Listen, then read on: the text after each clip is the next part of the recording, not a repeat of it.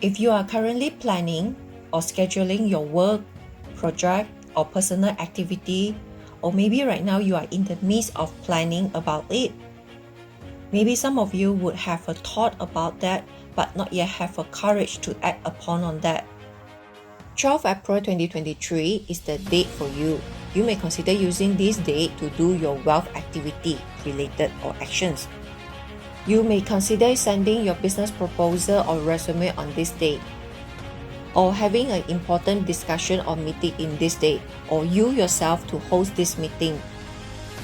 If you are in the leadership or management role, you may consider using this day to do the important collaboration work, such as having a discussion within your team member, or having a discussion with the different team member, or even the cross-region team member as well.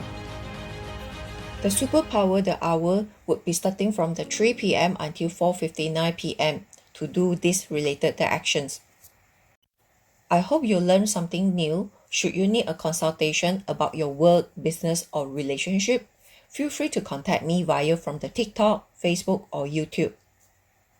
I am also going to conduct a live stream workshop on 29 April 2023, which is Desire Manifestation Virtual Workshop. The detailing information is provided under the comment below.